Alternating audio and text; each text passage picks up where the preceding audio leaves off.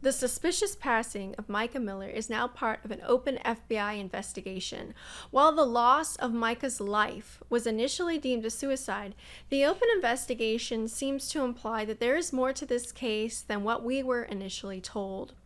While this video will explore the most recent news surrounding this unraveling story, my aim today is to bring to light the abuse that is far too common within church culture. It's hard to understand how a church like J.P. Miller's was able to thrive amidst his continual infidelity, abuse, and misconduct. According to those who attended the church, his character and misconduct towards women was general knowledge. We are going to look at all the blaring red flags that were right out in the open, straight from the pulpit, that congregants laughed off as nothing. While J.P. Miller is to blame for his own depraved and disgusting behavior, it is shocking that J.P. would have been accepted as a pastor of any congregation. According to reports, most of his congregation is leaving his church now in light of this tragedy. While J.P. may or may not have pulled the trigger physically, the abuse and mind games are evident. I've spent this week watching countless hours of news coverage, interviews, and reporting, collecting the best clips and articles I could find to show you since this story was brought to my attention by one of my patrons early this week. Today, I will paint you a picture of this story. Some of the things I'm going to show you are insane. It's so out there. You'd think it was made up or a joke, but it's real. As a survivor of emotional, psychological, financial, and physical abuse, I can understand some of what Mica was going through. Though my situation was not as extreme as hers, the abuse, the threats, and the danger was real. I was fortunate enough to escape, and my hope is that Mica's story might help others to escape abusive marriages and churches that are causing harm. Before we dive into this story, I'm aware that J.P. Miller's lawyer is threatening YouTubers for defamation who report on this, but everything I say here about the situation is quoted from articles and news reports found online and shared in good faith, and my response to them is my own opinion on the matter.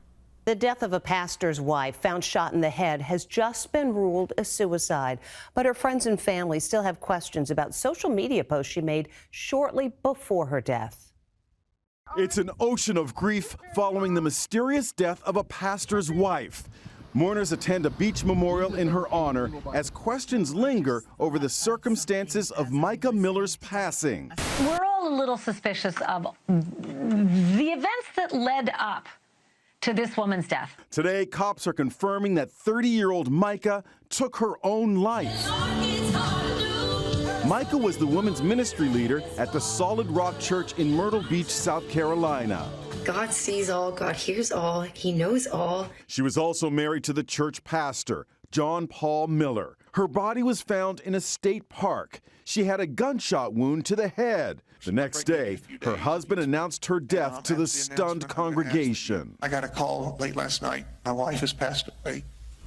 And it was self-induced. Here's Lisa Guerrero. Suspicion surfaced among Mica's friends and family after it was learned that the pastor and his wife were divorcing. Mica's family allege in court papers that he was abusive during the marriage and that Mica feared her husband and wanted to escape from the relationship. The court papers allege Mica told her sister, "If I end up with a bullet in my head, it was not by me, it was JP. JP is her husband's initials. And there is this video that Mica recently posted on Facebook. So you don't have to stay in an abusive relationship. A Justice for Mica rally was held outside the church. Justice for Mica! But today, cops revealed that Mica called 911 to say she was going to kill herself. They say this photo shows her buying a gun just hours before she took her life.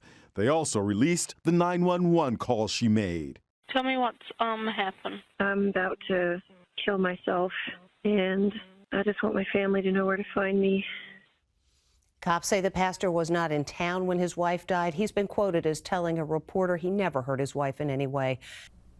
It's chilling to hear her sister's quote. Mica's sister, Sierra Francis, said, Mica stated to me on numerous occasions, if I end up with a bullet in my head, it was JP, referring to her husband, John Paul Miller.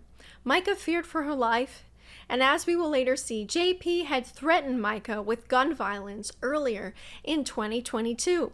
But before we look at that, I want to show you what the family has been saying since the beginning.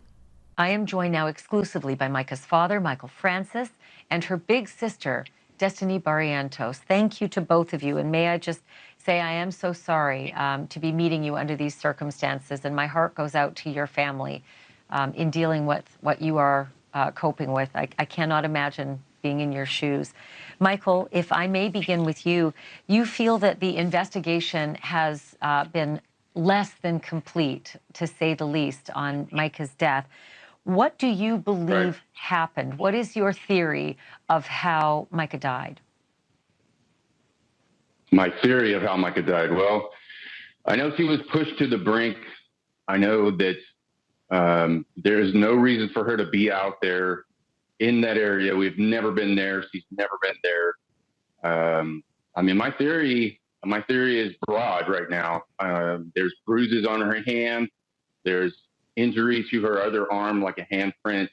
And these things were not documented, and they did not show up for no reason. And we were not satisfied with the answers that we were given in the entirety. It didn't seem like enough was done. And we just want more answers. We want more checking into this. And Destiny, the investigators still have not released Mica's personal possessions, like her cell phone in particular, which is a pretty critical piece of evidence. Tell me why it is so important for the family to get those things back. Mica had been gathering information to help with her divorce for quite a while, previous to her her commitment to the hospital that was unwilling. She had all of her stuff on her phone at that time and her laptop. When she was committed against her will, John Paul had went to the hospital to pick up her items, deleted all of her information off of those items, and held them till they were past the date that we could recover anything. So it's very vital for us to get this cell phone that she currently had, because we do believe that there could be quite a bit of evidence on there. Michael, one of the things that I think has stuck with a lot of people is that Mica met John Paul when she was in the youth ministry in the church, when she was just 14, and he was a leader in the church. That did not escape a lot of people. Ultimately, they ended up married. But is there something that you and the family know or feel or believe about Mica's claim that she was being groomed from the time she was a child? Absolutely. Yes, her demeanor changed over time, and she became more and more compressed, less and less of herself. And as soon as they got married, her behavior went downhill fast as far as being her lively, jovial self. And she seemed to be more sad, more under control, and didn't seem to be her free self, didn't seem to be able to accomplish things she wanted to without him causing them to end. She would do something amazing, and he would shut it down and would not repeat function. I just believe he really compressed her. I really believe that he just sucked the life right out of her and caused her to go downhill from the moment after they got married, the moment after he forced her to have a certain surgery, and she had a violent reaction from the anesthesia, and he took advantage of that. What kind of surgery are you saying he forced her to have? I would rather not say. Okay, I understand. But I do want to pull on that thread a little. Do you believe that John Paul Miller had inappropriate sexual contact with Mica before she was legally allowed to be in that kind of a relationship? Do you think there could be charges in terms of the age difference between them? Right. I'm unaware of anything that occurred when she was still a young teen, 14 or so. Destiny, do you have anything? I'm not sure. As far as him reaching out to her and continuously texting her while she was a teen. He convinced her to get away from our family during her teens, told her that he would find different households for her to live in within the church to get her away from our family, as well as he helped her get a car and told her to find adults and tell them stories that they could trust, to get her away from our family. And that's how he initially isolated her during her teens. Do you think, Destiny, that he was having a sexual relationship with her when she was underage? That I can't lay any claim to. I'm not exactly sure to the extent of the relationship at that time, other than the getting her away from the family, getting her to talk to other people, and putting her in homes of other family members. But that is when I believe that the initial grooming did start. And Destiny, just describe some of the changes that you saw in your sister after she married John Paul. Mica was so full of life. She was funny and energetic, someone that just lit up every room that she walked into. And once they were together, especially for that first initial couple years, I mean, she just deteriorated. She was not herself. You could see that maybe she was you could see just the downfall in her personality as far as becoming sad or trying to put on a mask to not let people in of her own private, from what I'm finding out, on her own private hell. Michael, is there a chance that you and your family will launch any kind of civil litigation against John Paul Miller, whether it's wrongful death or whether it's an encouragement for the police to launch criminal charges for anything they may discover in the evidence that we've been able to unearth, the stalking and the harassment, the physical evidence and the admissions and the emails, even to our producer, that he had done those things? Absolutely. We're going to push for every law that can help and push for laws that don't even exist yet. We need a lot of support. We need people that can help write new laws if necessary, and staff this situation to springboard forward and protect Mica and also protect anybody else in the future. And we'll definitely pursue that. Wrongful, everything. He has caused terrible pain and tragedy throughout this. Michael, what was the last conversation you had with your daughter, Mica? It was about, it was the day before, gosh. It was basically about how things were going. I was talking with her about music, and we wanted to do some recording, and she just absolutely had no signs of anything drastic in her life that would be that bad. She did mention that she was feeling some depression, and she was didn't understand. She didn't understand why this pressure was coming back, because she was feeling better and better the longer she was away from John Paul. And I believe it's due to the stalking and the slashing her tires and causing her just pressure, as she felt like she had to look over her shoulder all the time. So she felt like she needed a weapon to protect herself. So, this is not normal. She was not in a situation where we would think, oh, we need to be watching her, or, I left, she was doing fine. She had a job, she was moving forward. And then suddenly, here we go. Here we are. Michael Francis and Destiny Barrientos, thank you so much for being on the program and sharing this information. And please keep us apprised of anything that happens in the coming days and weeks. I really appreciate you doing this. Thank you. As we heard, the family still has many questions and concerns that have not been answered. Why were there bruises? And one like a handprint on Mica's body. J.P. Miller had Mica's body cremated as soon as possible, according to her sister Anna. They were only able to view her body briefly, and no autopsy was done. I'm going to show a clip here from another YouTuber reading Mica's sister Anna's post regarding this. I'm going to read them to you. So this is her family. Anna Francis says, he actually forced my parents to sign for her to be cremated upon arrival at the funeral home, or the family was unable to see her for the last time. Now her body is unable to have a second opinion medical examiner take a look, and no autopsy was done. Somebody says, did she have a no contact order against him? And Anna says, she tried to get it, judge denied. So the body is gone. It's now not possible to do an autopsy. It is suspicious that he was so eager to cremate her. We also have some text messages between her family and JP that gives us more insight.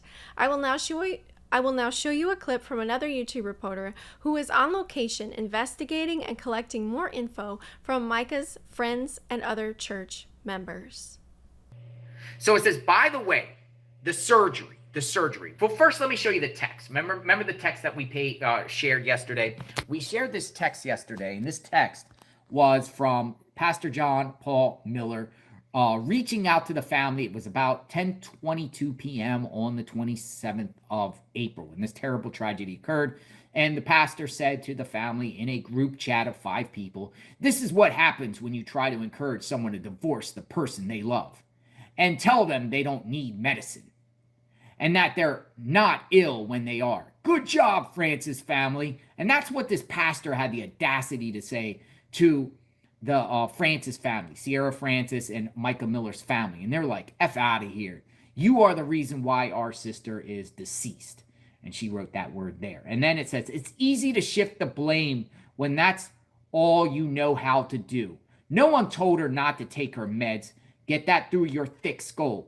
You drove her crazy. Simple as that. And the surgery that you wanted set her off on this path. And that's what we're going to talk about, because that's what it seems like. That's when this so-called mental illness started, at this beginning stages of this surgery. And what happened, folks, and this is according to a friend, and I'm going to share this information with you.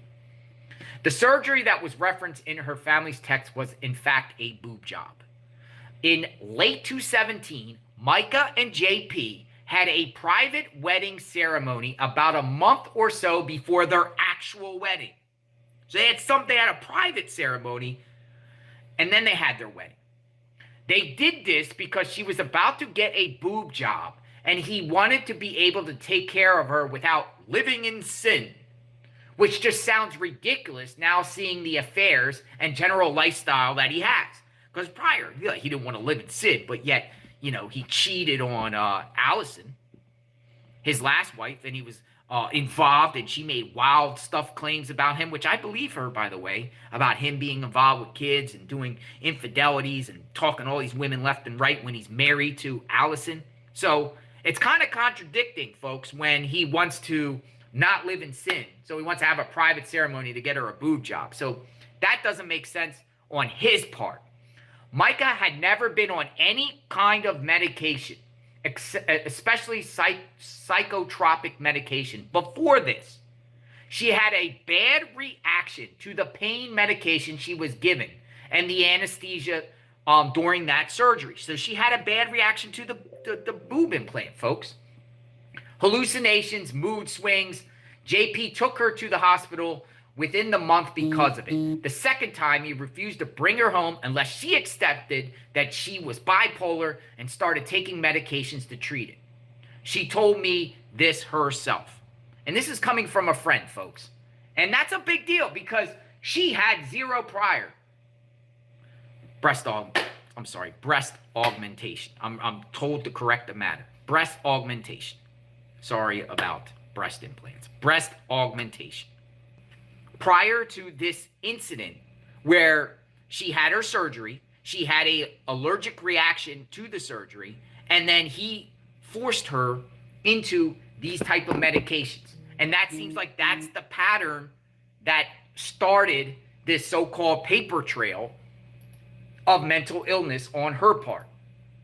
Followed by, folks, I've been told there's a couple names. When she went to Wakama, there was like 2 people, and they weren't even like psychiatric people. They were just like counselors. And for some reason, they're like, JLR, look into these people. Faith, Laisha Green, and Susan Lynn Crass. They're saying these 2 individuals are the one that's kept, bidding for Pastor John Paul Miller. They kept providing her medications. Now, the involuntarily committed stuff that we heard about that happened on the 8th and the 10th, prior to that, she was never involuntarily committed, according to families and friends. Nothing. It started that, and you notice that happened after months of her trying to even get away. What happened with Mica and John Paul Miller after 217? And it seems like she's been brainwashed by him. She's been controlled. He was controlling her to the extent where she had to separate and not even be involved with any of her closest friends or family because everything had to go through him. It was almost like he basically mind-spelled her. And it's wild stuff. But this was the marriage photo that we shared. This was then they had that actual ceremony where they were together and took their vows. But yeah, it's wild, folks, and it's shocking what she went through and the mind games from 217, from late 217 on.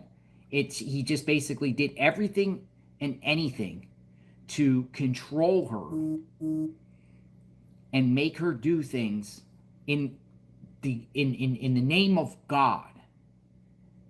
Things that she didn't want. He isolated her from her own family, friends, associates. He basically kept her in the house. She couldn't associate with nobody unless it was church people and people with the solid rock church. It was constant mind games. One of the textbook plays for an abuser and or narcissistic person is to discredit their partner and make them look ill, unstable, or crazy. While JP was painting his wife this way, we can clearly see him in this next clip having his own serious mental health issues. Now listen, folks. This is him at his own sermon. This is the double life of, was JP Miller projecting his own mental health challenges on Mica, including lithium? Now listen to this, folks. We're going to play it. Ooh. Encourage that God can use you. So for the past 4 weeks, I've had the most horrible battle and horrible time of my entire life. I've never, ever, not even close, been through what I'm going through right now in life. Not even close. Horrible. I mean, horrible, so bad. I'm seeing a psychiatrist every week. I'm on 900 milligrams of lithium. I'm seeing a counselor every week. I'm going to inner healing. I'm going to deliverance 3 times a week with pastors in the area. I'm doing everything I can just to be able to get out of bed. I'm so depressed. I want to die. I'm battling suicidal thoughts. I have unforgiveness, hatred, demons coming out of me. Horrible. I'm in such a bad place. I spent my Friday night at Kelly's house with women over 50 years old watching them play bunco. That's how horrible I'm doing. I sat there and ate meatloaf while 12 ladies from the church who were over 50 years old rolled dice and got excited as if they had won the lottery. I'm bad off right now. I am bad off. I'm bad off, okay? I'm so bad off. Here's what's so funny, is our church has never been so healthy as it has been in the past 4 weeks since the day we started the church. We've never had such unity.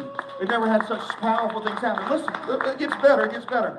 Normally I study about 20 hours a week. Lately I've only been studying about 5 hours because I can barely even get out of bed. I'm so depressed. And last Sunday, 50 people got saved in our church. 50. There is so much wrong here, I don't even know where to begin. It's so bizarre. This pastor is talking about being filled with hate and demons and having suicidal thoughts, and the congregation is laughing about him watching ladies play bunco. Lithium is a drug used to treat bipolar and manic episodes. He is talking about experiencing extreme episodes or being demonically possessed. According to him, it sounds like both. Where was the concern over this? Did no one care? It all seems like a joke. And suddenly his focus turns to how healthy the church is. It's unbelievable. Nothing about this was healthy. I want to give you more insight into JP's character because he is a strange one. Listen to another clip of him on a podcast. So what, if there's one, what sermon series would you maybe recommend for a baby Christian? I'm going to say something. It might not be what what anyone would think I would say. But so I think the most important subject, and this is just from my research, and I'm only 44, but I'm actually planning on preaching this at my funeral. When I die, I don't want someone else preaching my funeral. I want to preach my funeral. So I'm going to record my funeral message, and it'll be played when my body's laying there in the casket, because I think it's so important. And I don't want the funeral to be about me. I want it to be about something that I want everyone to take away, and take to God. I honestly think, and it's going to sound weird, I think the most important topic in the entire Bible, and the thing that every Christian, whether they're new, they've been saved for 20 years, everyone, I think the most important thing there is tithing. And I'll tell you why. I've studied human nature, I've studied America, and I've studied the Bible, and I've studied history. And everything points to the fact that money and the love of it is the root of all evil. Not money itself, but the love of it. And so I tell my children, the one thing I've instilled in them more than anything else, and the thing that I want to take and preach at my own funeral, is everybody needs to find a church and be a faithful tither, because the Bible says the number one thing that can steal your heart away from Jesus, away from your family, away from your mission in life is money.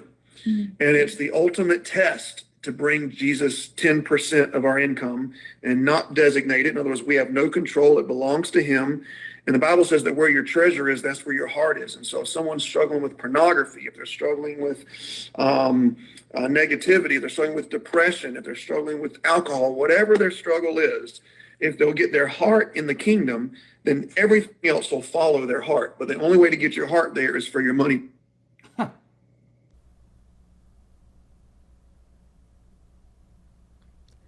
According to this JP character, tithing is the most important thing for a Christian to learn. So bizarre. The greatest test is to give 10% of your income? Really? Is that really the most important thing to teach a new believer? Sounds like the best thing to teach if you want their money. JP has told reporters he would never harm his wife. But our next clip shows JP harassing and stalking his wife after slashing her tires. I want to stop here and bring in News Nation's national correspondent, Rich McHugh. He knows a lot about these cases and how to investigate them. You may not know this, but Rich McHugh was Ronan Farrow's producer when they broke the Harvey Weinstein story.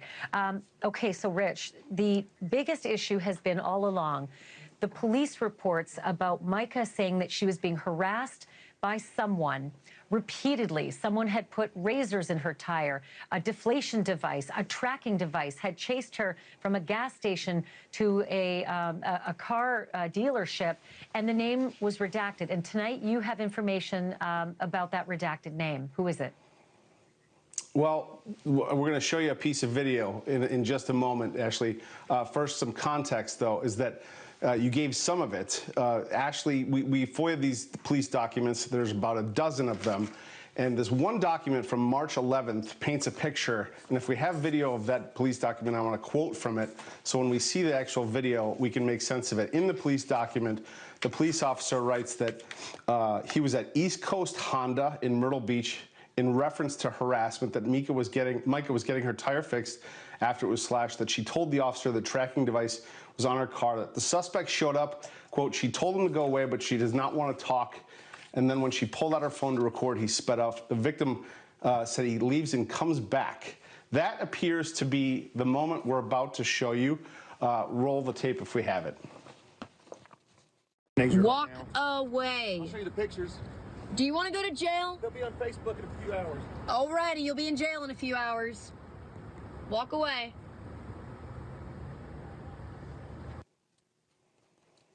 Now, that moment it's a window into everything that we've kind of been guessing between these two, the struggles that they've been having for the previous 2 years, it sounds like. But in the weeks leading up to her death, there were multiple police reports, and this was one of those contentious days where police were called twice. And this video kind of shows the nature of the relationship.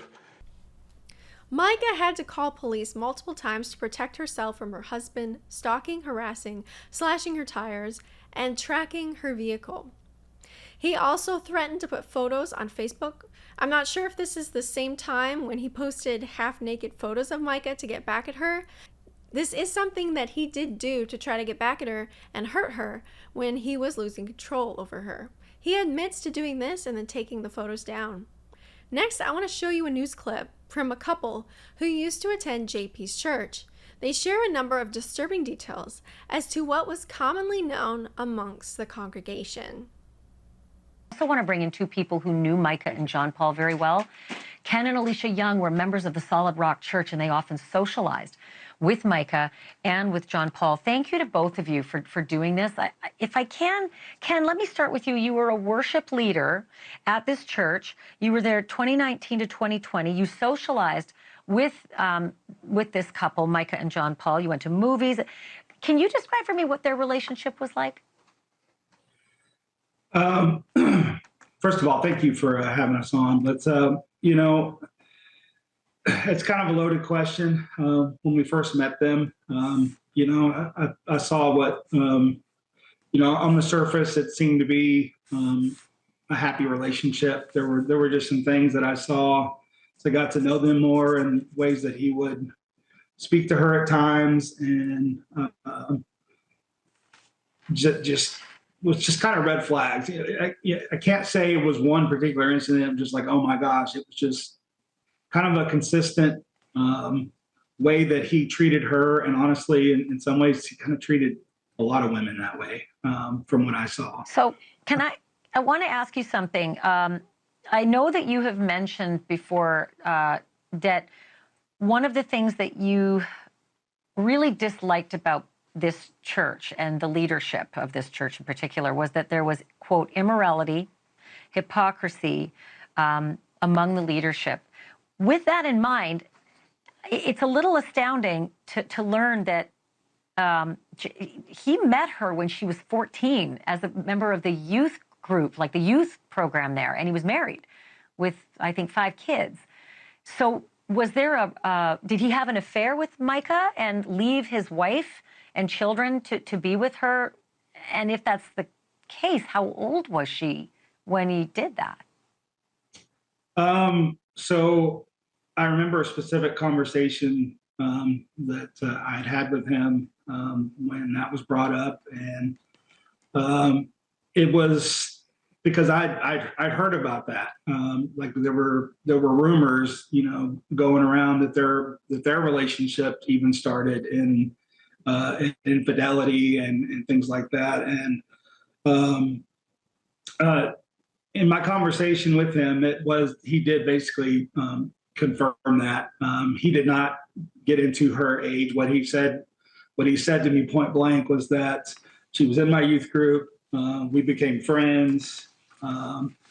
Over time, it became kind of something more. And that was probably the gist of it as far as I can remember now. I mean, it's been years ago, but it was a little concerning.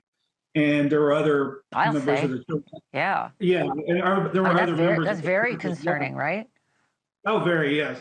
And there were other members of the church, though, that when I asked about it, that it was just kind of, it's something that kind of just everybody knew and accepted.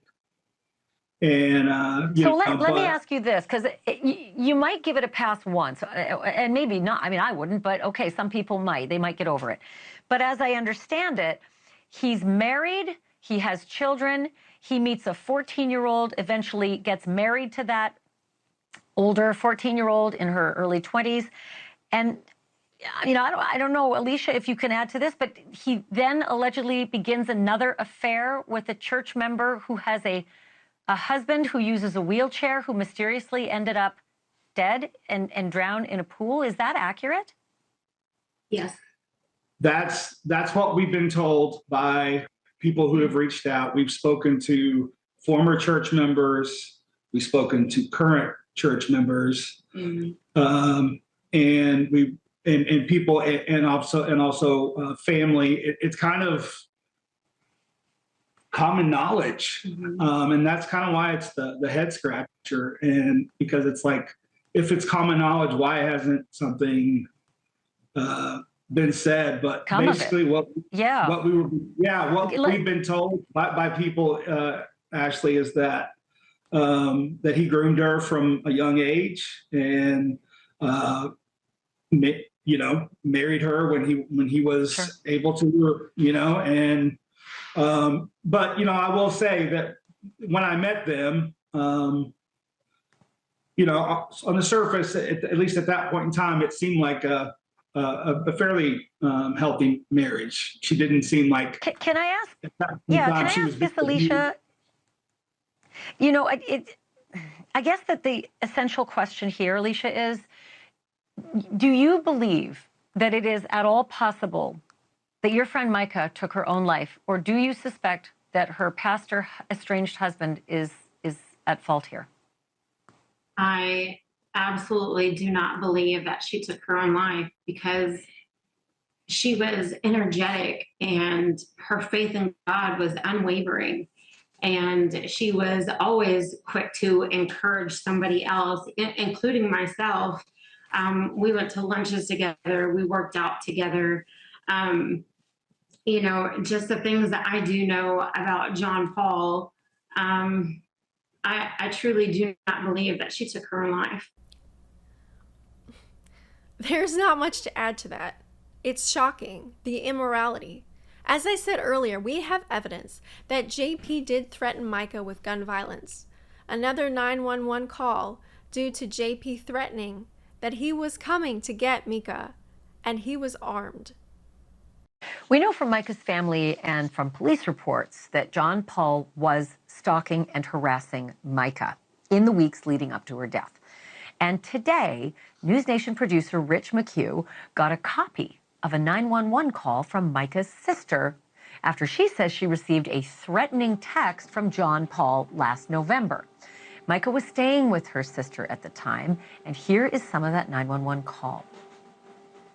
911, what's the address of your emergency? I need to report a non-emergency at this point. Okay, what's going on? My sister came here today to visit because her and her husband were having issues. She came from Myrtle. She told him she'll be home on Tuesday. And he was texting me at this point saying, I'll be at your house at 12:55. I'm armed and ready, and I will keep you up all night. I'm going to get her back. Oh, my. And I said, you're not welcome at my house. There are no trespassing signs up. You cannot threaten weapons. He has 6 guns that he's just purchased recently. And he's saying, I'm armed and ready. I'm coming to get her.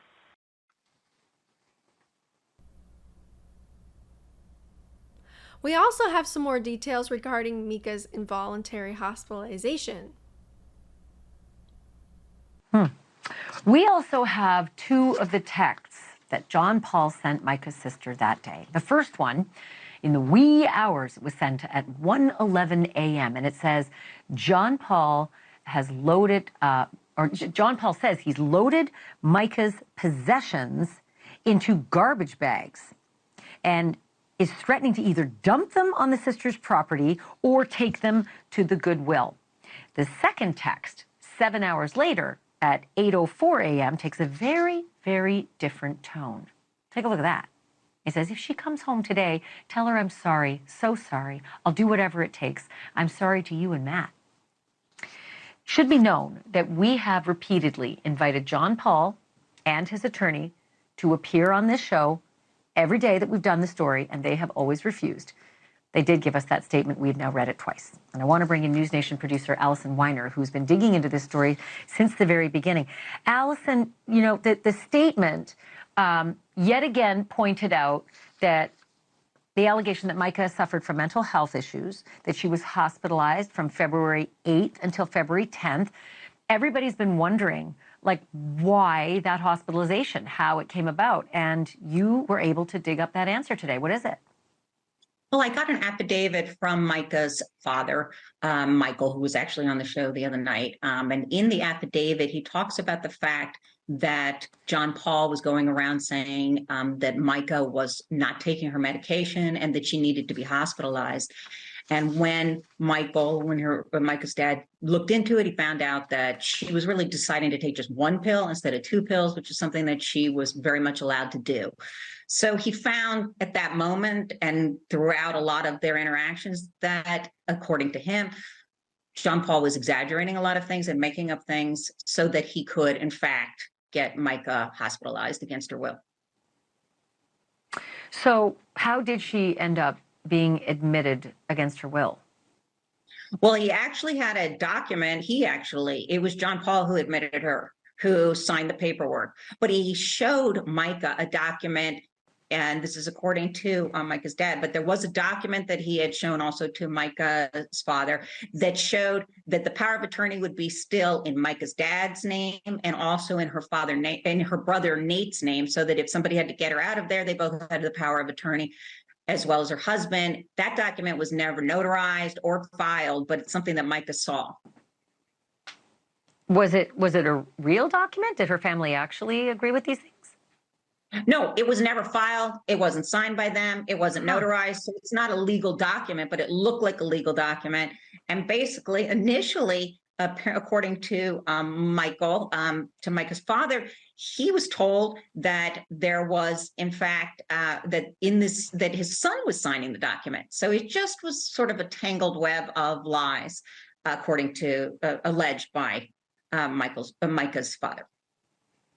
Mica's father, Michael. Yeah. Okay. So the bad blood between, John Paul and Mica's family, just, bits and pieces just keep coming out. And it is so nasty.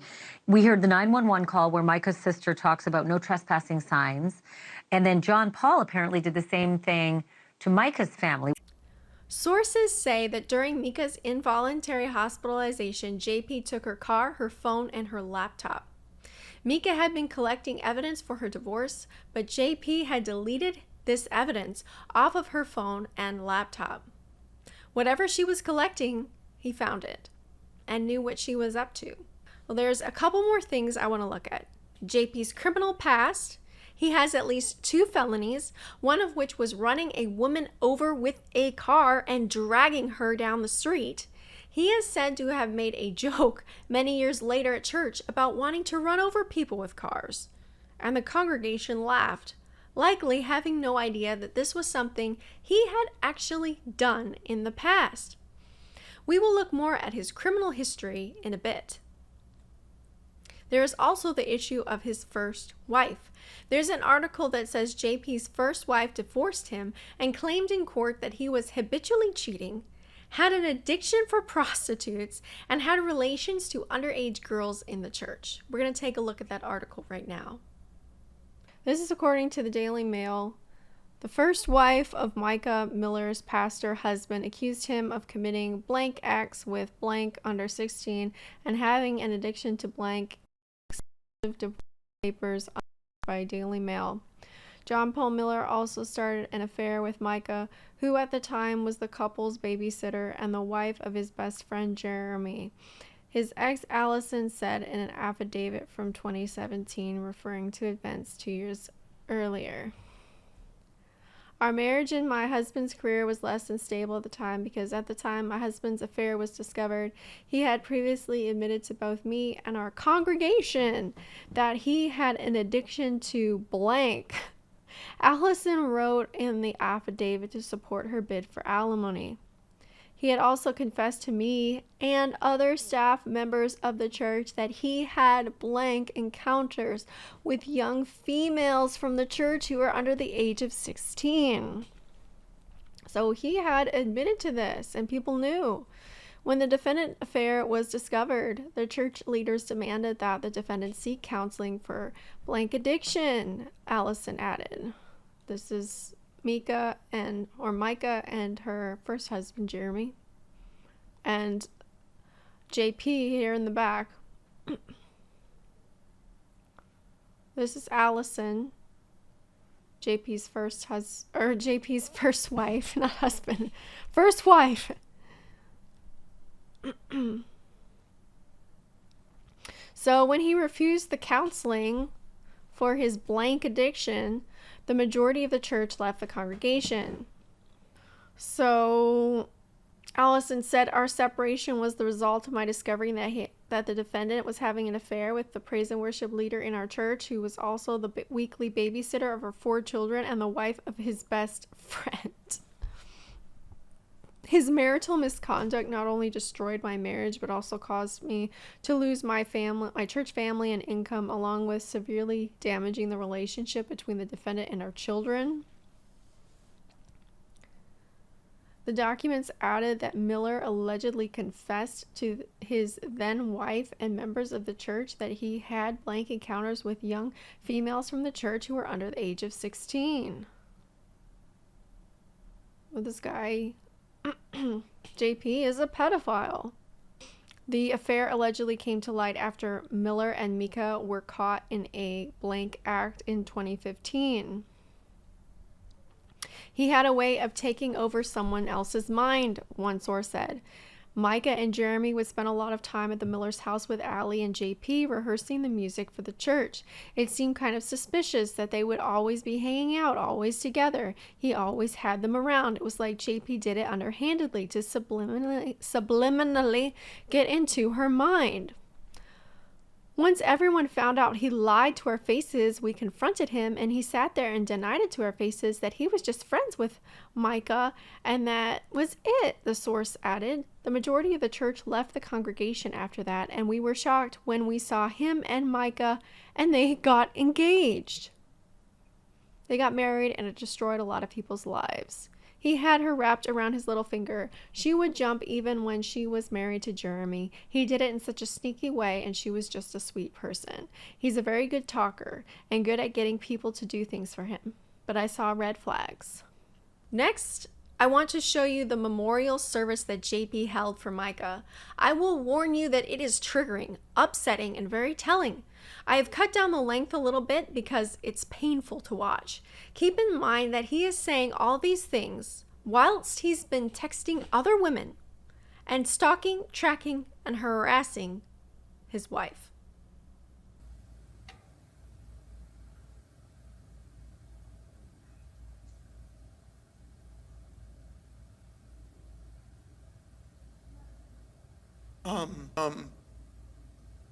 I've been speaking for many years, and for the first time, I don't really know exactly, how to open or how to close or any of that. I'm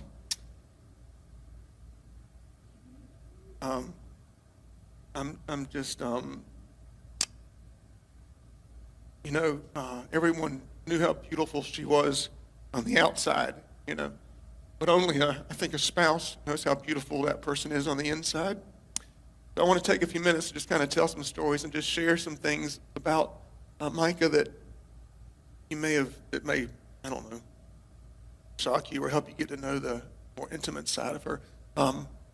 She was beautiful on the outside. She had won so many beauty pageants, all when she was young, and I have one of her trophies here where she won Saucus the Idol. Let me tell you, just to talk about how pretty she was on the outside. And when she went to one school, she won the Miss whatever the school was beauty pageant, and then her family moved and she went to another school and she won the Miss Beauty pageant for that school too.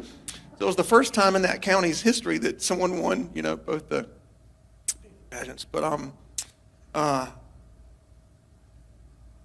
it really hadn't hit me. I've gotten to spend as Christians, of course, we know she's not here and in heaven, and she's worshiping and enjoying, and I hadn't even had time to look down here yet. But I got to lay next to her body and spend time with her body about 4 times this week, and each time it still didn't hit me. I thought she was going to wake up.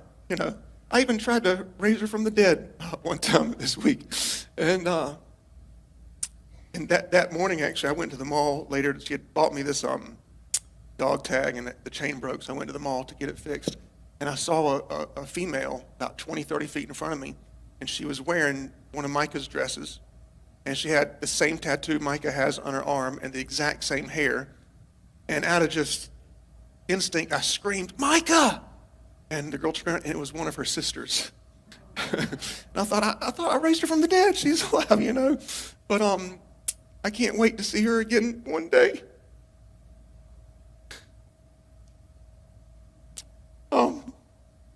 I'm good. So I have pictures, and I want to just tell you some stuff about her. When we fell in love, and we started dating, and it was time to get engaged, she loved public displays of affection. Like, she loved that. She always wanted me to, hug her in public and stuff like that. And I'm more of a private person. But I thought, okay, we're going to get engaged. I'm going to make it, I'm going to make it everything she wanted. So I set up a church baptism out on the beach. so that everybody in church could be there, for us to get engaged and be a part of that. And then I had this plane that was going to fly by and have "Will You Marry Me," Mica, there, and she's going to love that. And so everybody's kind of waiting. The baptism's over, and we're out there playing volleyball. And all of a sudden, the plane comes by. And I take Mica, and I turn her around, and I face her toward the ocean, face her toward the plane. And everybody's clapping and cheering. And she leaned back. She said, "Why is everybody cheering?" I said, the plane, the plane, the plane, the plane. And she said, "Oh, I don't have my contacts in." I'm like, "Oh my gosh, I'm playing this whole thing." I got a picture of that, I think, yeah. There. And I never forget, her exact words were, she said, she turned around, "There's the plane up there." She couldn't see it till we took a picture later. Her exact words, I'll never forget, she said, "Well, yes, anyways, yes." And she had a hoarse voice that day from singing. And but she was always excited about stuff, always so excited. I'm sorry if I'm just rambling, but I'll do my best. She was the worship leader, and she was bold and confident and anointed and passionate. And the very first time I worked with her on that, I said, "Okay, I'd like you to try to lead a song, and I'll help you." And I told her what I wanted her to do. About 3 minutes later, she's like, "No, you're doing it wrong. I'm going to tell you how we're going to do it." We spent almost every night just talking and chilling out. We didn't watch much TV. She would make me turn my cell phone off. And so I turned the cell phone off, and we would talk for hours and hours about, well, let me rephrase it. She would talk for hours and hours and hours. And sometimes I would kind of not listen. I thought, oh no, is she going to ask me a question? I'd get back in my mind to what we're talking about. And she would change subjects. She'd go from one thing to the next. And she had the idea that to buy a blow-up mattress and put it in the back of the truck. And so we would do that, and she would make us hot chocolate in these in the coffee mug things that don't get cold. And we'd go park somewhere around here where there was no lights or no houses and just lay there and look at the stars and talk for hours. We probably did that hundreds of times over the past several years. We'd laugh a lot in the house. Our house was very loud. It was very loud, with kids and that such. Whatever room Mica was in, you could hear her in the whole house. She'd start singing about something or come up with an idea, and everybody could hear. And one night we were going to bed. It was like midnight. And normally she falls asleep first, but I fell asleep first this night. And I don't know why I started talking in my sleep. And the sentence I was saying as I was talking in my sleep, I said, "Why are you talking in your sleep, stupid?" And I did that, and then I woke up, and she said, "Did you just say, 'Why are you talking in your sleep'?" I said, "I think I did." And she laughed so loud.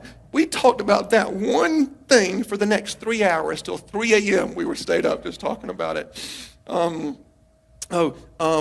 There was a time where for several months I got into those Pitch Perfect movies, the ones where the girls sing a cappella, and I thought Mica loved it. So we watched them like almost every night. We were watching a different Pitch Perfect, and we rewatched them, and it shocked me. But one night she said, "I don't like any of these movies." And I said, "Baby, you don't?" I said, "Why didn't you tell me?"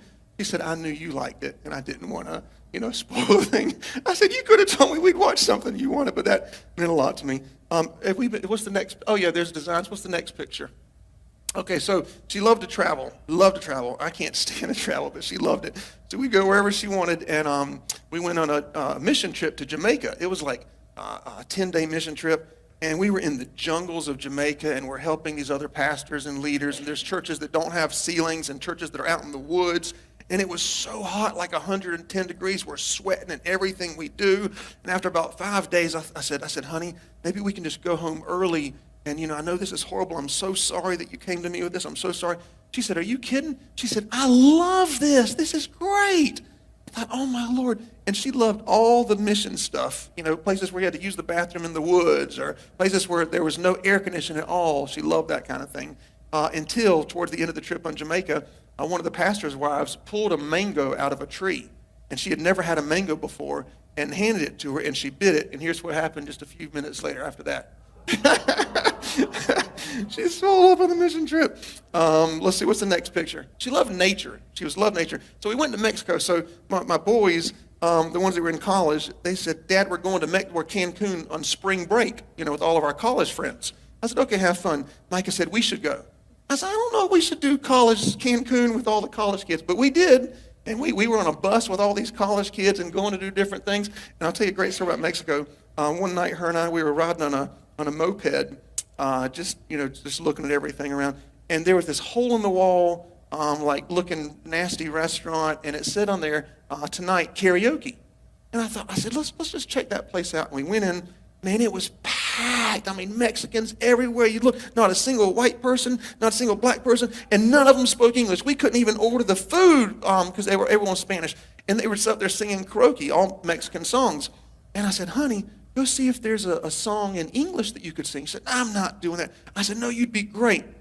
So I went up there and I signed her name, and I put that song Sunday morning, and next thing I know, in this place, I mean, it is packed. People are standing up. There's no seats.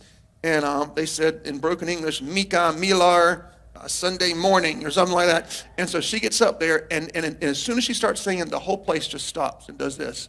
And I thought, oh, no, she was right. They're not going to like her. As soon as they get to the chorus of Sunday morning, everyone in the restaurant stood up with their beers and started singing in broken English with her the chorus of Sunday morning. When she got done, they all screamed, trying to tell her to stay up there. So she sang another song. Then they wanted to stay up there. She sang another song. She sang 5 songs in a row in English, and every one of them sang the songs with her. And that was a great memory. She loved that. What do we got after that? Disney. She loved traveling anywhere. And I said, put me in a wheelchair because I can't walk another foot. And she loved it. What's the next one up there? So any picture you see, it was her idea to take the picture. I'm not a picture guy. And she, if I'm in the picture, she would tell me how to stand, how to smile. If it wasn't good, she'd delete it and say, we're redoing it. She'd get tourists to take our picture. And I say, okay, thank you. She said, oh, no, this isn't good. Give it back to them. And they do it again, you know. But she told me, she was so creative. Everything she did was so creative. What's the next picture?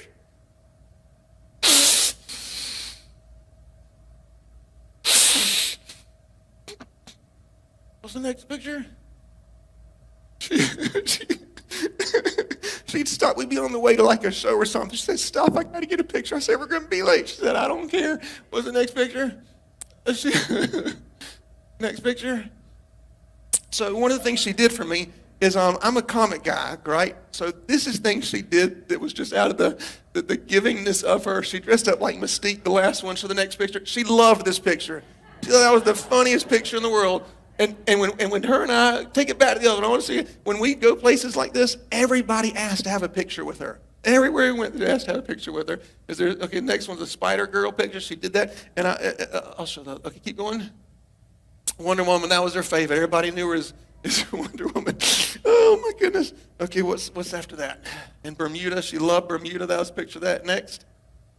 Oh, so Mica loved doing dangerous things as well. So she loved skydiving, and she would beg me to do these things with her, and I said, I have children. I can't do this kind of stuff, you know, what happens to me? And so I said, I'll do indoor skydiving, right? So we took the boys, and we didn't, but even I decided not even to do that either. I said, I'm going to stay on the ground, but we did that many times. So this is the day she decided to jump out of a plane for the first time. She did it several times, but this first time, my stomach was in knots. I was in the bathroom. I'm texting her, please don't do it. I don't think you should jump out of the plane. This is not something that humans should do. Here she is, how excited she is. I'm about to jump out of a plane. I'm drinking a coffee. And that was pretty much her life story right there. She was so excited, man. She jumped out of the plane many times. What's the next picture we got? Oh, there's the boys are so funny on our vacations. What's the next one? You know what, before I talk about that, I want to talk about something else. So she was the greatest gift giver. All my life, I never enjoyed birthdays or Christmases. I thought it was a waste of money, a waste of time, because someone gets you something, thank you, and you don't.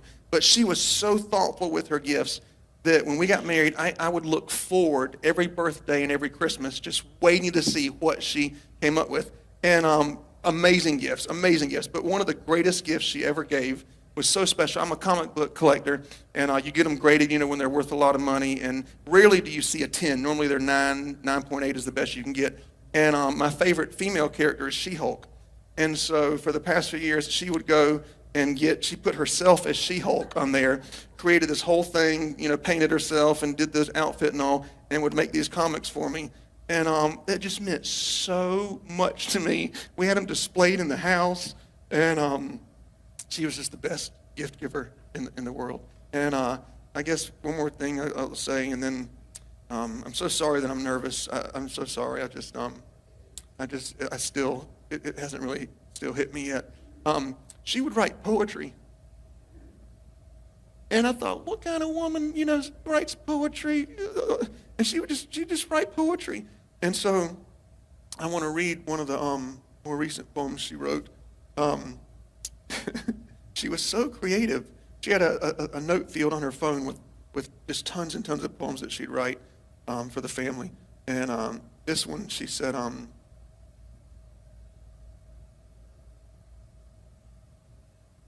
this one was actually a birthday present she gave. She said, "It's a movie in my head, but I wish it were real. I see you on the playground, tell you how I feel. Give me a tiny flower that you picked days ago and say I was scared, but now I know. We grow up slow, but the days go by fast. This crush we have still seems to last. Our friends would poke fun. They'd say she's not the one. You should try some other guys. Maybe your feeling will change in time. But we stick together, hoping this could be forever. Passing notes in school just isn't enough, and keeping our hands off each other is tough. Kissing all night under the stars. We have a secret place we like to call ours. A house made of sheets and rope and stick, but to us it feels more lasting than brick. Now it's college time, but we both know that's dumb. Why go our separate ways when we're having so much fun? Excuse me, I can't see. Driving until there's no more road, singing Garth Brooks and Billy Joel. So we do what we do best, drive, sing, and play. We see every famous landmark along the way. I look up in the sky, so happy with my life, and a plane flies by. Mica, will you be my wife? A moment of destiny I couldn't have planned better, that I got to marry my crush forever. And that's nothing. She was so creative. It was just always just coming out of her. The Africa school, she always had different ideas. She'd come home with a different idea every other day. I want to create a water bottle. I want to, make peace in the world, like these different things she'd come up with. And some I was taught through counseling to just say, let's pray about it for 2 weeks, and then we'll talk about it. And I learned after that she'd forget about it after 3 days, or if it was a real thing that she actually wanted to do, it would stay with her. And so she came back from the Africa trip, and she said, I want to start a school in Africa. And I said, okay, let's pray about it for a few weeks and see if that's what God wants us to do. I said, because it seems impossible. It's not like you can talk to the Africans during the day because of the time difference. So you have to send them a message and then wait another day and they return and wait another day and all that. So I said, let's talk about it in 2 or 3 weeks. She came to me 2 weeks later and said, I got it already. I have somebody that's going to make the food. I have the teachers we can hire. I have the price of what it's going to be. I have the location. I have the transportation. I have everything we need, curriculum and all. I said, how did you do? She said, I've been working hard. I said, okay, then. I said, let's do it. We'll do it. And our goal was 50 to 100 kids. And when we sent our team just a few weeks ago, there were over 300 children that came out of the woods, literally just started walking from miles away just to be part of the school that Mica made. And of course, it's dedicated to her on the Dare to Care missions. But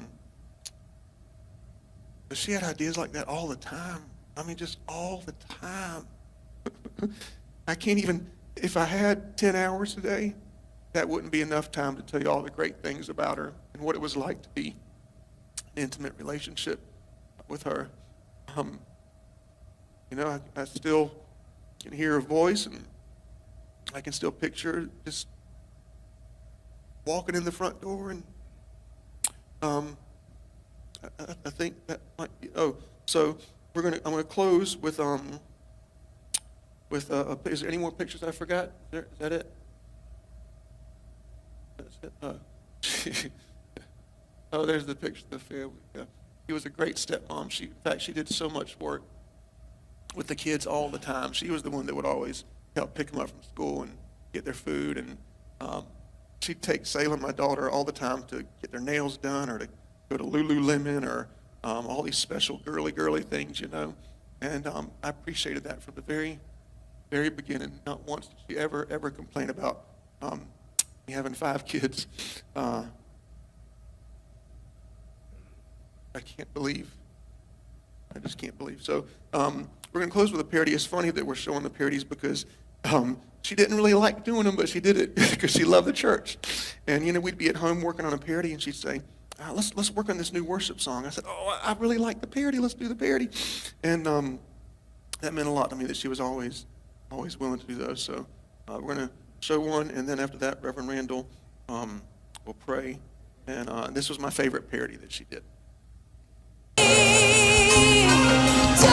look away from me.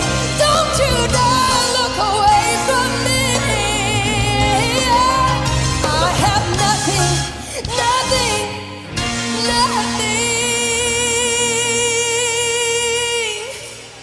if I don't have you. If I don't have you.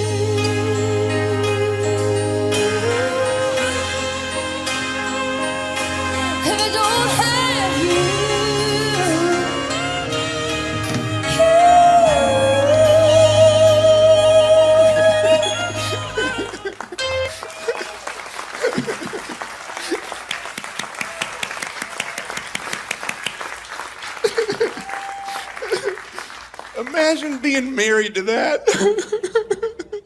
It was like that in our house all the time. Unbelievable. I don't see any grief here, do you? This whole situation is weird and bizarre. News Nation brought on an expert on grief, and this is what he had to say. We're not seeing any grief here. We're not seeing what are called adapters, the things that we use to comfort ourselves, to self-soothe ourselves, like wringing of the hands, those kind of things. He's got what's supposed to be tears happening. That's not happening. He has no tissues there with him. His nose isn't running. He's trying to pretend it is, but it isn't.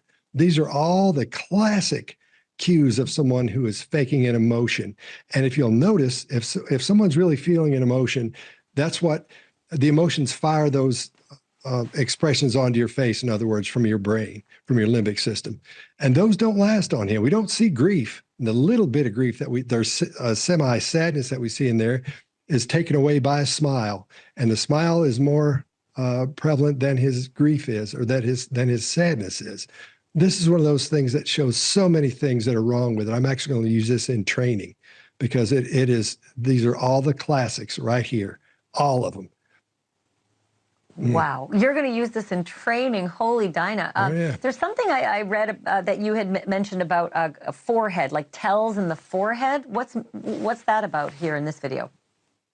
Well, quite often we get what is referred to as the grief muscle. It's sort of like an upside down horseshoe that happens right here in the glabella area of the forehead. And when you see that, I can't do it. You may be able to, I don't know.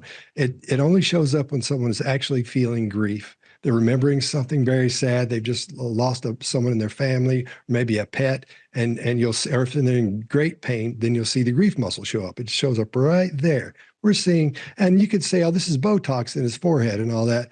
He may have a little bit in there, but you would still see some movement up in here if he did that. I don't think he's feeling any grief here. We're not hearing it in his voice. His voice, he's under the impression when you're sad that your voice goes way high. Quite often it drops low and you can't speak. And when it's that high, it breaks too much. His voice is way too clean for this, way too clean for him to be as sad as he's saying that he is. Also, his arms are too far away from his torso. The one hand he's gesturing with, he's got one in his pocket, but notice you can see space in there. When we're sad, we're trying to comfort ourselves, or someone is grieving like he's supposed to be, then you'll see the arms come close to the body. We're not seeing that at all. Not at all. Just his hand in his pocket, and he is swaying back and forth some because he thinks that's what he's supposed to do, but he's not doing it right. He's not doing the correct things he should be doing. That is an adapter, but he's not using his hands or his shoulders. His shoulders are too high. He's not bent over. So many things in this. I could go on for 30 minutes. I'll watch. I got a spidey sense about it, but you've just put so much of it into actual language that makes sense. I want you to watch the other thing that we collected for you. Okay. It's John Paul announcing to his congregation the death of his wife the day after it happened, but he does it at the very end of his sermon. So take a look at that, and then I want to get your thoughts on it after. Take a look. All right. I got a call late last night. My wife has passed away. And it was self-induced, and it was up in North Carolina. And we're going to have a funeral for her next Sunday here at 3 p.m. And so it's all I can. Yeah, I'm just kind of going on adrenaline right now. So y'all pray for me and my kids and everybody. And she wasn't. Y'all knew that she wasn't well mentally, and that she needed her medicine that was hard to get to her. And so I'm sure there'll be more details to come. Okay, what do you make of that? Again, we're not seeing things we should be seeing. No grief in the forehead, no grief in the face. His expression is blank. It's not sad. We're not hearing the low tone that we should be hearing. Before, we heard the thing where he's at the funeral all whiny and stuff, and his voice is really high. This is where he's trying to show emotion, and he's not really showing any emotion. Again, his arms are far away from his body.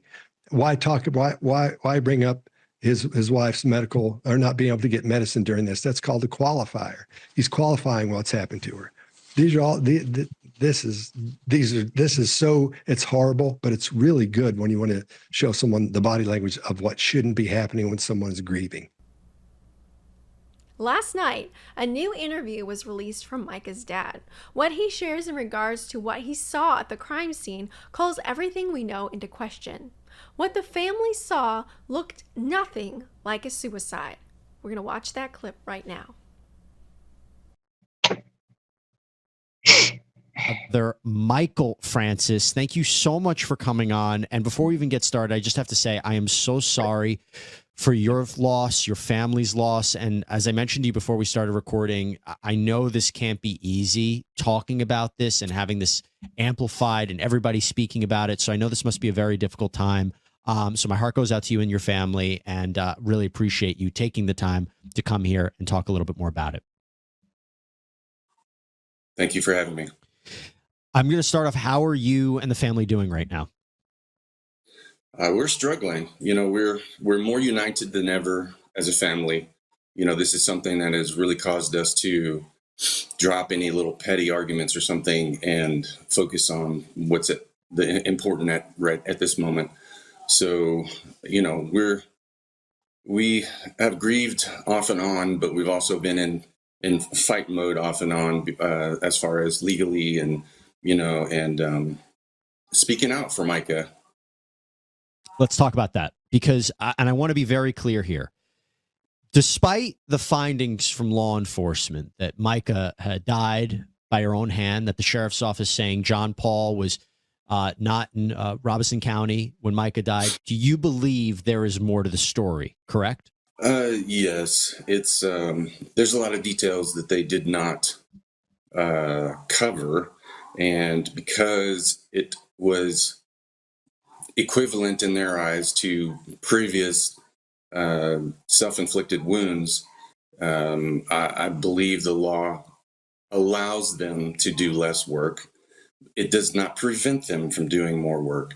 And since there were multiple shell casings found and a live round found, it already didn't make much sense. So it would seem that they would automatically do a complete toxicology, not just blood alcohol, and a complete autopsy, which they did not do.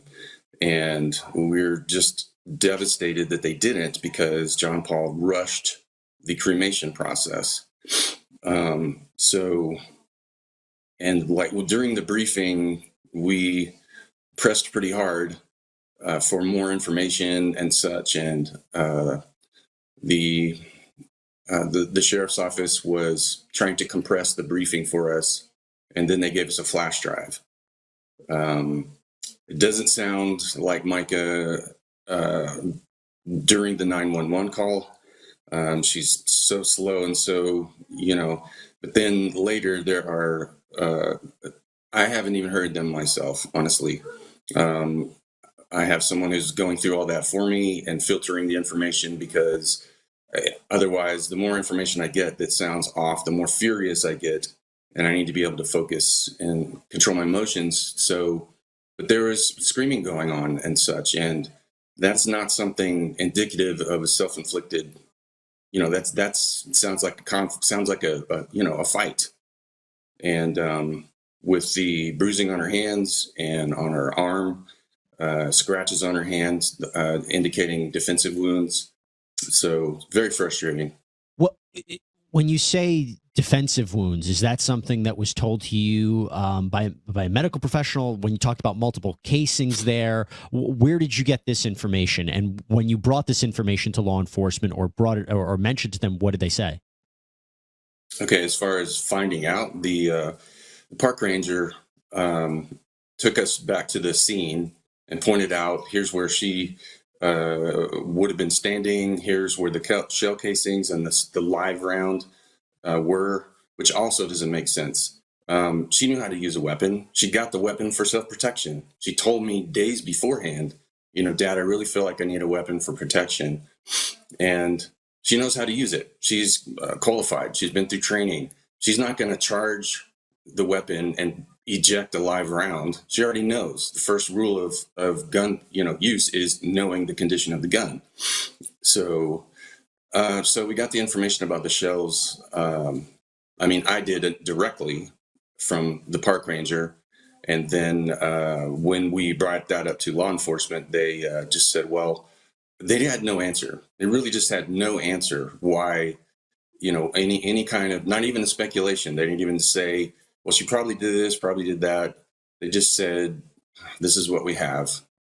And there is what would be an apparent bullet hole in a tree, which I have a picture of. And they just didn't seem to put the effort forth. So we were very disappointed in that.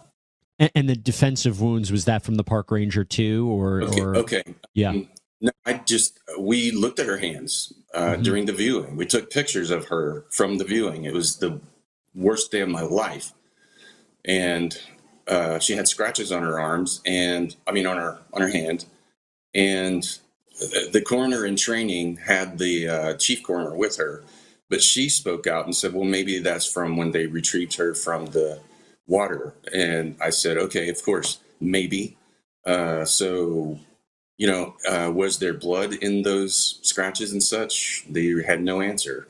Very disappointing. So I basically said the scratches indicate some type of scuffle or something, because the area where she was, there was no trees or anything anyway. There was no trees in the water. There was nothing there that would have scratched her hands the way they were. This. So, it showed, it indicated that there was, some type of pressure, that's where the bruise was. And just, Well, Michael, here's the thing. And I hate to ask you this, and I know it must be difficult to revisit it, but when you mentioned the 911 phone call, when that came out, I think a lot of people who were suspecting there might be something there, they were convinced that that was the end of the story. When you mentioned that 911 phone call, you said there's something about the way that Mica sounded on the phone that sounded odd to you. What do you mean by absolutely. that? Very slow speech. She's a very happy-go-lucky, excitable person. And it was too slow. It was very slow. It was metered. It could have been done with an AI type of previous recordings where somebody would have had those words from her previously, or, whatever. And so it just doesn't make sense that he wouldn't go up there. Do you have a theory as to what happened? Because authorities are saying, they crossed out his alibi of where he was. Do you have a theory as to what happened? And again, I know this is sensitive, so if you don't want to share it, I understand. But do you have a theory as to what you believe happened to your daughter? Okay, well, I'll share what we spoke to about with the authorities, the sheriff in North Carolina. Also, as far as with his location, we've seen pictures of his truck. It had dark windows. Was it even him in there? Where's pictures of him physically there? We haven't seen those. They have not been produced. If someone else has them, we would like to see them to prove that he was there, because otherwise it could be anybody in that truck. So the theory would be that because she had multiple tracking devices put on her car previously, that she was followed out to the park or forced to go out to the park, and they either follow her out there, or there's no reason for her to go out there. That's the main point as well. She's never been out there. We don't go up there. It's not a family spot. And she was off the trail enough into a park ranger only area that nobody knows about. And so the theory would be that she was either tracked, and then they said, well, we didn't find a tracking device. Well, they could have removed it at the park.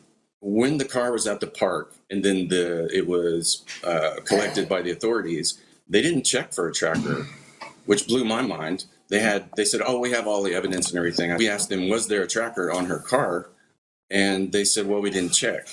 And we were flabbergasted. This happened over and over during that interview. Why didn't you check that? We know that there was 3 or 4 trackers put on her vehicles. Why wouldn't you check to see if she was followed? They said, oh, there's no cameras, but we know she wasn't followed. Her car is just out here. And I said, well, there's no trackers. They said no tracker. I said, well, they could have removed it after they did the deed. So then Mica's mother, Angelita, she said, pretend this is Mica's hand. And she asked me, grab this hand. And then she pulled it up, and said, it looks like someone squeezed her hand and raised it up and shot. And there are defensive wounds from it and such. And that's the general idea of our theory, that somebody crushed her hand to hold the gun up to her head while she's fighting. Either them or someone else held her other hand or her other arm back because there's bruising on it from squeezing. And they forced it to look like that was self-inflicted. And a couple of rounds went off during the scuffle. One ejected was live. And then it finally happened the way they would want it to happen. And then dumped her in the water, probably 40 meters away from where the shell casings in the gun was found. The water doesn't flow there. It's a slough. It's still. It just sinks. And it actually flows when it sinks, when it recesses, it goes the other direction from where she was found. So her body, even if it was put in the water right there, would not have flowed the direction where she was found. It would flow the other way. So it would be possible that the incident occurred right there and the shell casings, and then the gun was dumped in the water right there. And then she was carried farther 40 meters back into a little bit more secluded area where she was found. So Sierra Francis now joins the conversation. This is Mica's sister. Sierra, thank you so much for coming on. As I told your father, I just want to say again, I'm so sorry for your loss. I'm so sorry for what you and your family are going through. Our hearts go out to you guys. And again, really appreciate you taking the time and being so generous with your time to come on and talk a little bit more about this. So I've already spoken to your father a lot about what you guys believe might have happened here. I want to talk to you about this legal claim that you have filed against Mr. Miller and the church. Walk us through what that claim is and what you're hoping to get from that. As far as the legal side of things, I don't have perfect details of everything. I'm just trying to pick up where Mica left off and make sure that justice is served and that we are able to remain over her estate and make sure that it is used or allotted in the way that she would have wanted it to. Do you know anything about the FBI being a part of this investigation now? Were you told anything about that, what they might be looking into? So we are aware that Robeson County did come out and say that the FBI is involved, but as far as what they're investigating and the extent of their involvement, the family's not sure. Okay. I wanted to ask you this, both of you this. So look, the main argument, and it's being put forward by Mr. Miller, and what we've seen is Mica, they say, had suffered from mental illness. Do you know anything about that? Anything you could tell us about that? Because one of the things that Mr. Miller has said is he had this power of attorney set up for that reason. What can you tell us about what Mica might have been going through? So before Mica married John Paul, she had no signs, no history, no indications of mental illness at all. And why did she presumably agree to a power of attorney? Usually the person who sets up would have to agree to it and sign to it.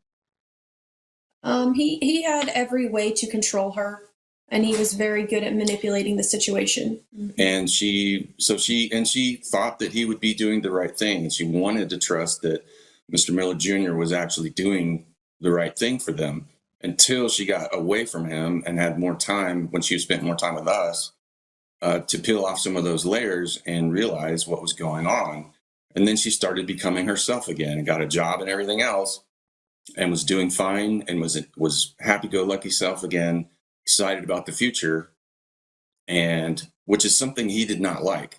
Just, just very terrible.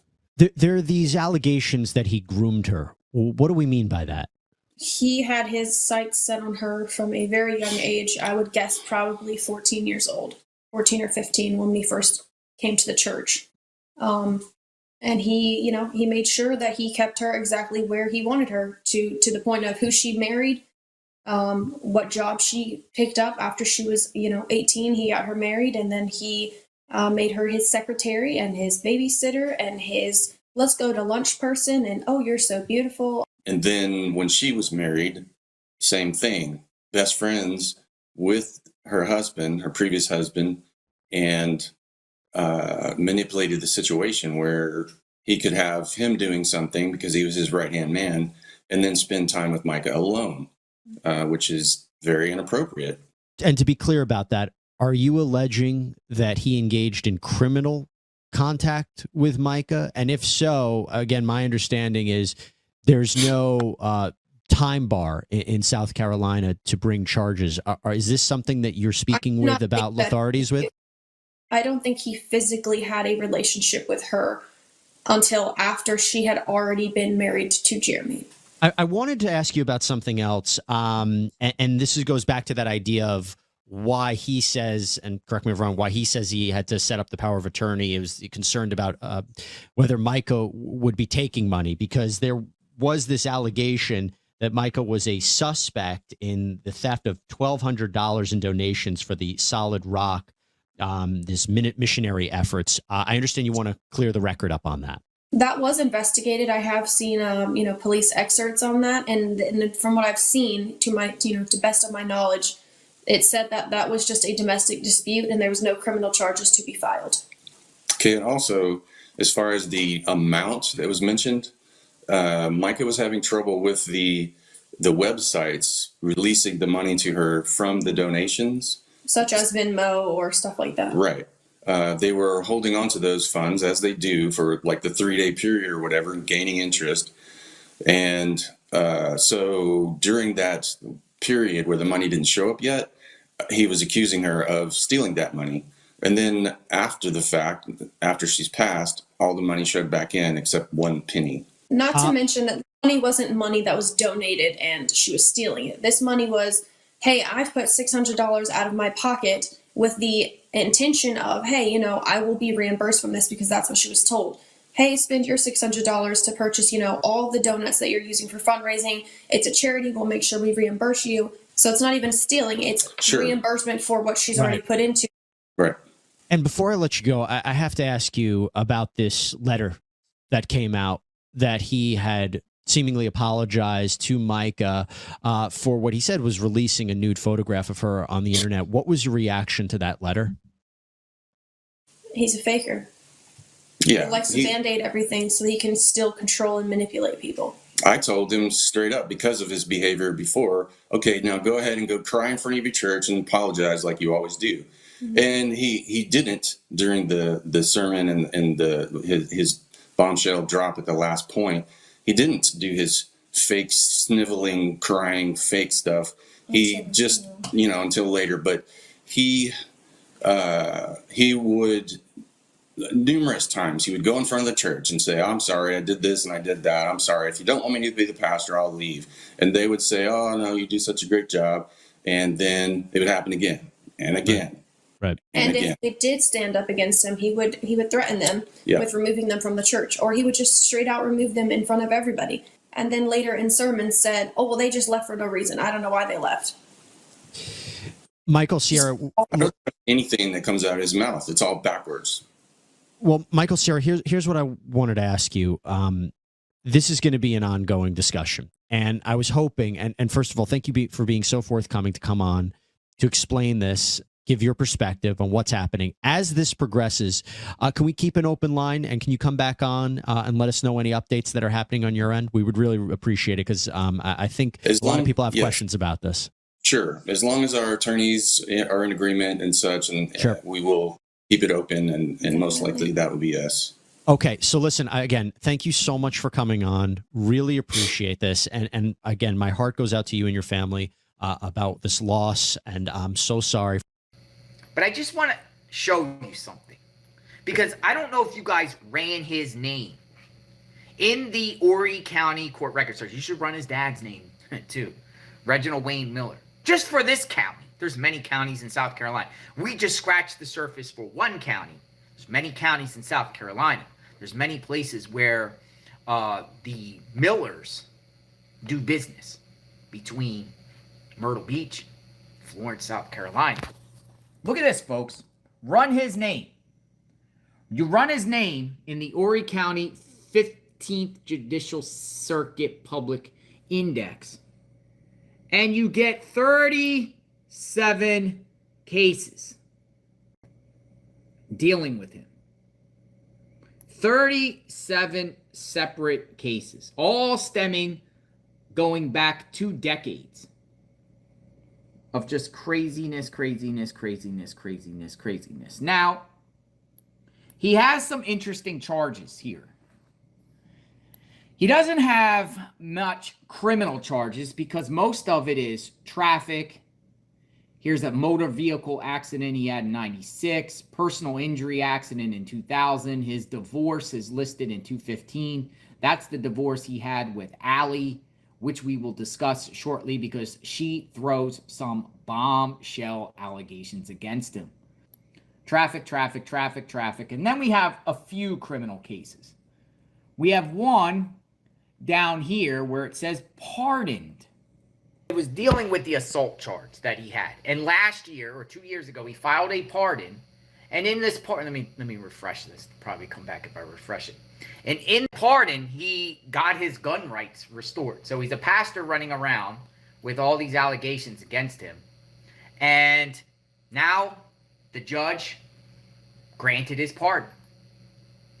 His charge at that time was assault. We say no to violence on JLR Investigates. He had a assault charge, assault and battery charge. 1999, pled guilty. And it's wild because we shared that pardon application, which he filed it here. He filed for a pardon 1 year prior, and they granted it.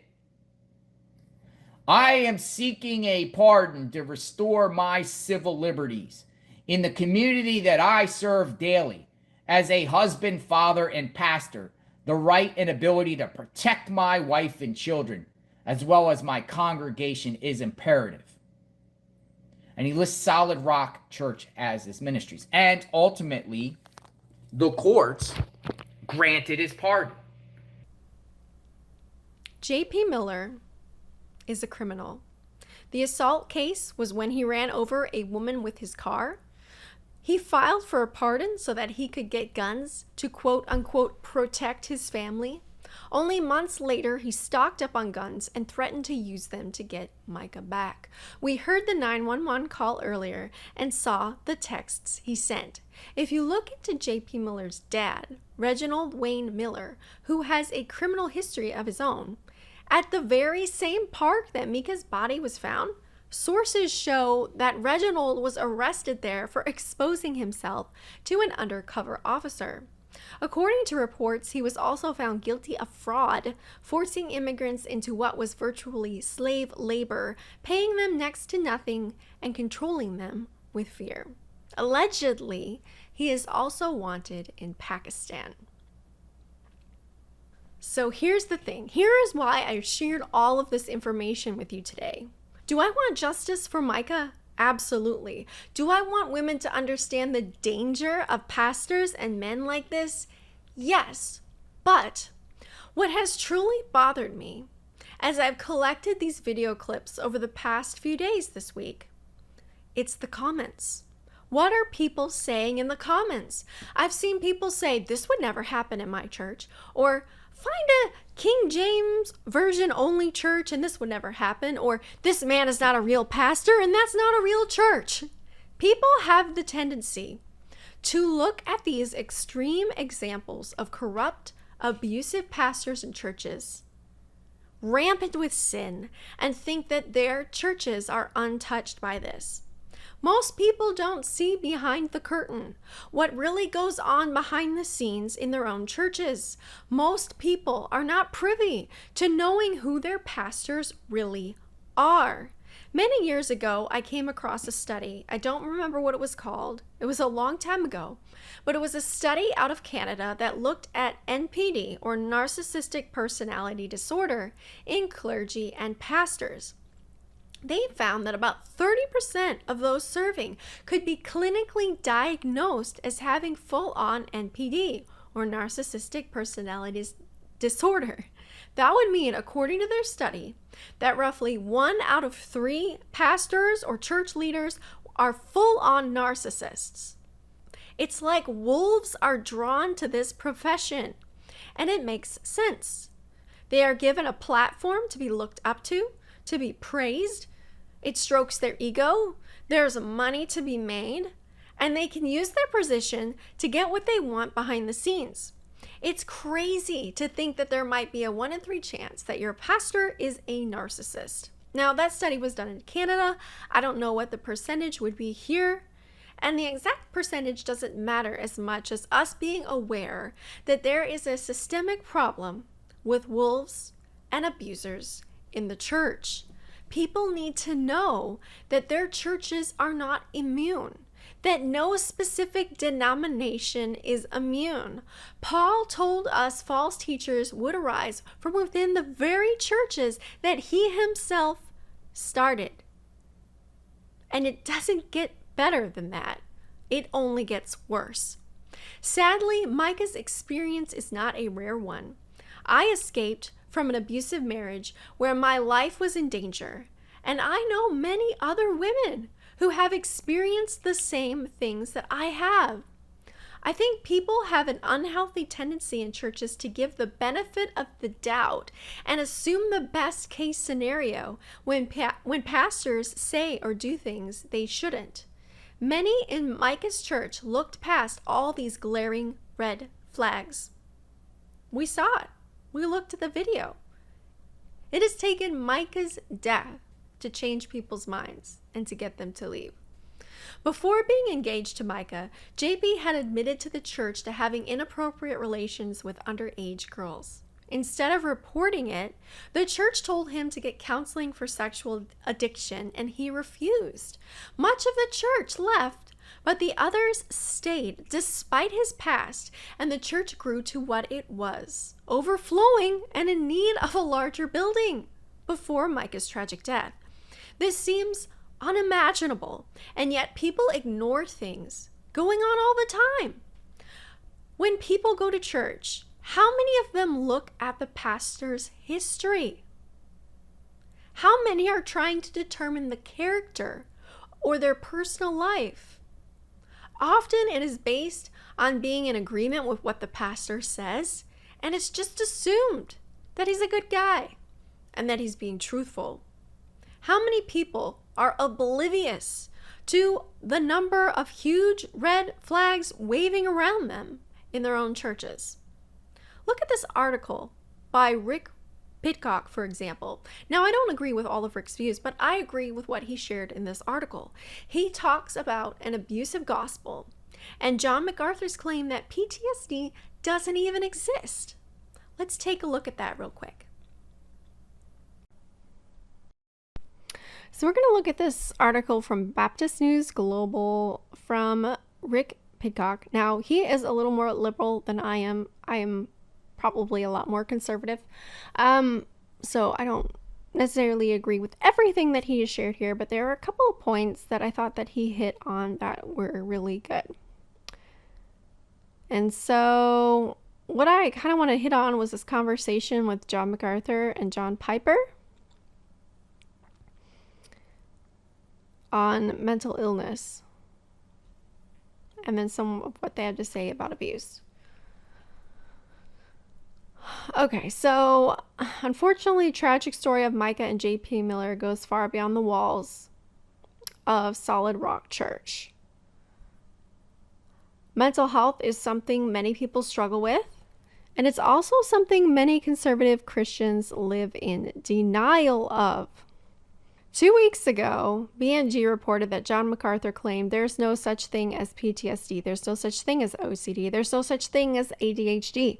He went on to assert psychiatry and psychology is finally admitting the noble lies they've been telling the last 100 years. Then he concluded the major noble lie is there's such a thing as mental illness.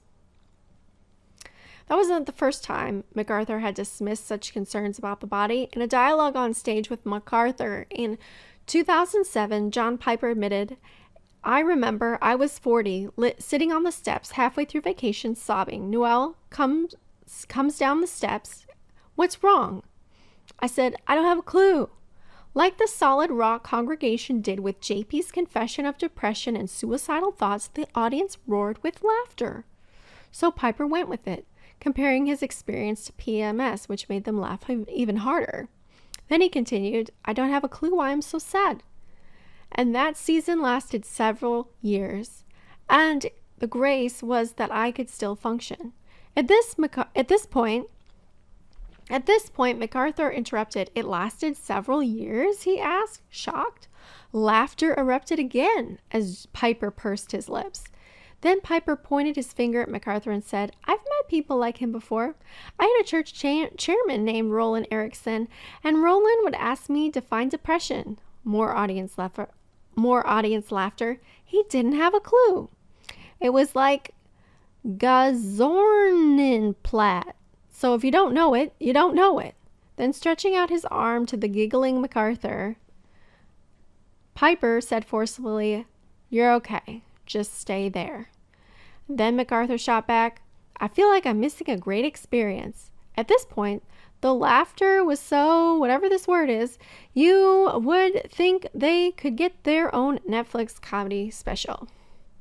I don't know if y'all have seen the other clip with Piper when he's talking to a bunch of Christian therapists and they're all laughing like uncontrollably at his serious admissions and weaknesses and faults. I don't remember exactly what it was about, but this reminds me of that.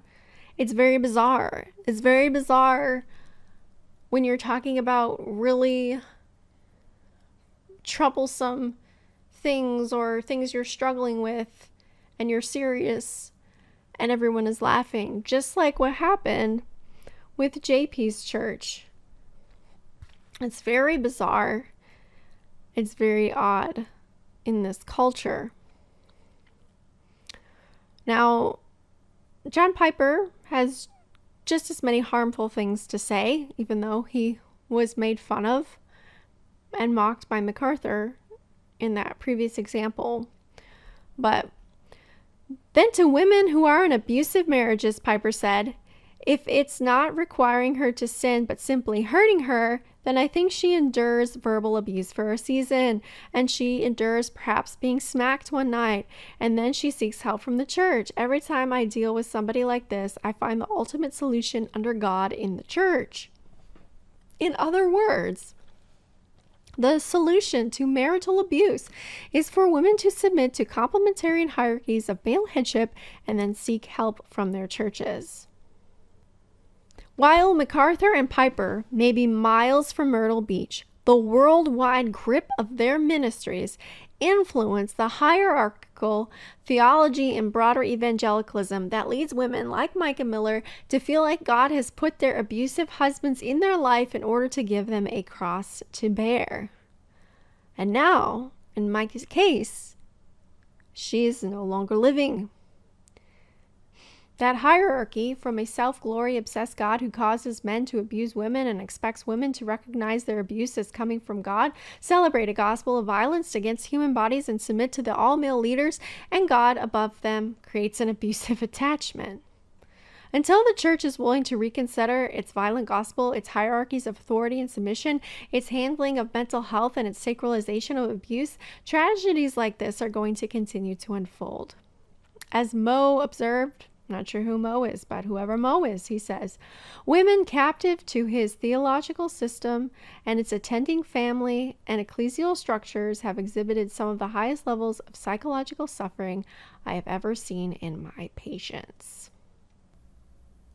The church in general has done a very poor job defining what abuse is and what it looks like.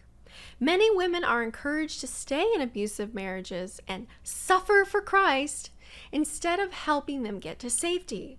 Churches are likely to shame those trying to escape bad marriages with the whole "God hates divorce" speech. We need to protect our sisters from suffering like Mica, but we cannot do that if we are blind to what goes on around us, if we cannot see how even our own church culture can contribute to men feeling entitled to control and have power over their wives, where women are shamed for not obeying or submitting to men, and men hold the Bible over them saying, you need to submit. You need to obey your husband as unto the Lord.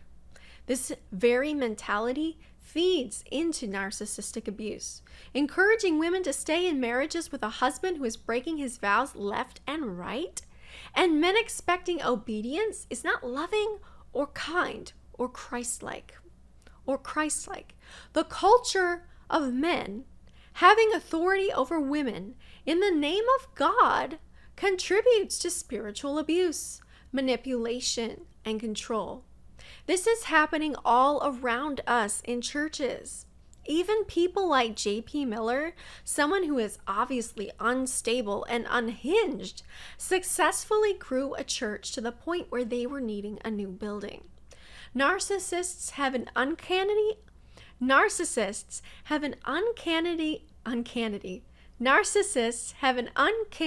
ability to manipulate people the more they are allowed to speak. That's why it's so important to be able to recognize them and not give them a platform.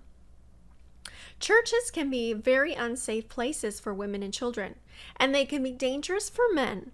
When men are trained to see themselves as authorities over women and are therefore puffed up to be in charge and rule their wives, rather than loving and serving and being humble. Men who otherwise wouldn't have been abusive may become abusive because of their newfound entitlement and expecting their wives to submit and obey as the Bible says. There are women around you going through the same things Mica was going through. There are couples in your church, most likely numerous couples.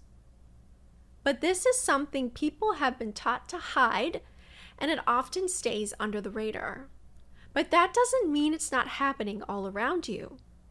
I hope that more than just watch this video, you will be a force for good and someone who does something about it.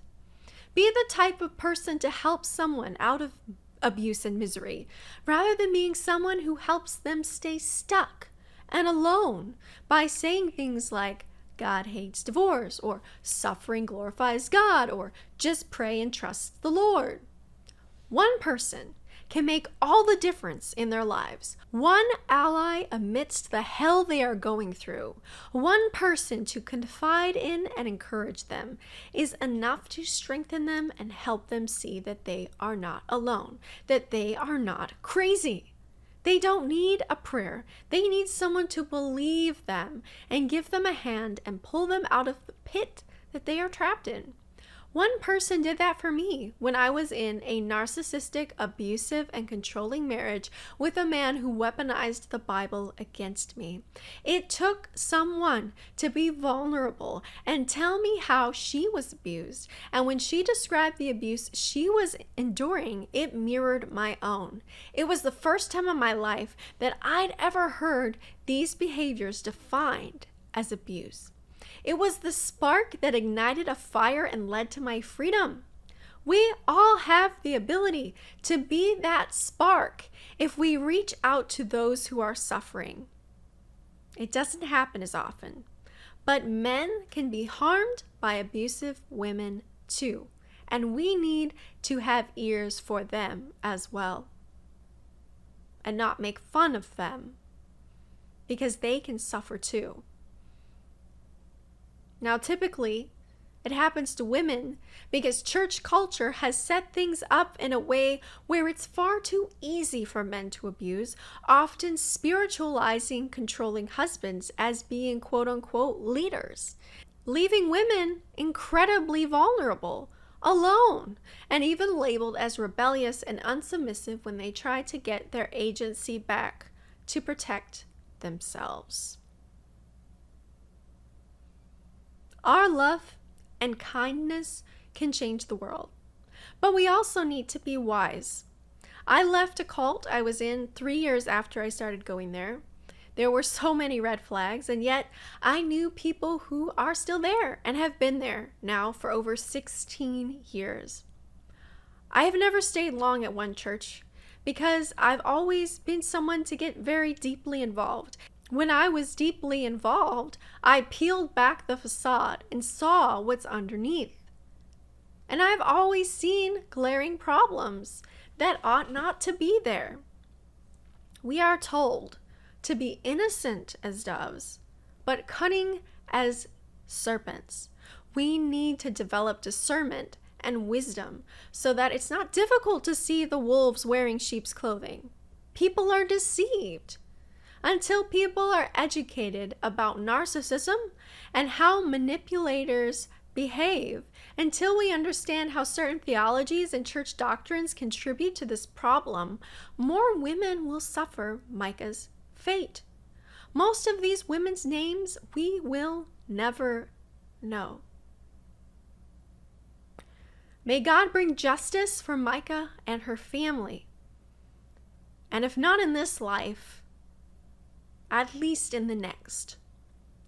We have a very unhealthy tendency to elevate men who speak well and who are charismatic.